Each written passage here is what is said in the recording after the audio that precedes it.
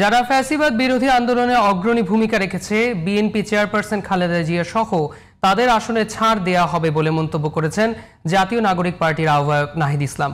বুধবার সকালে নারায়ণগঞ্জের গোদনাইলে প্রয়াত জুলাই যোদ্ধা গাজী সালাউদ্দিনের পরিবারের সাথে দেখা করতে গিয়ে তিনি বলেন, বর্তমান রাজনীতিতে পেশি শক্তি কালো টাকার মালিক, স্থানীয়ভাবে যারা গডফাদারগিরি করে তারা নির্বাচনের দ্বারায় সেই অপসংস্কৃতি চ্যালেঞ্জ করতে চাই।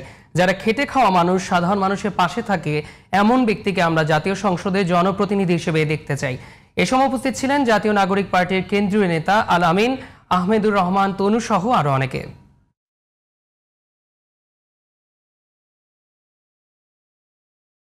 ৩০০ আসনই আমাদের লক্ষ্য।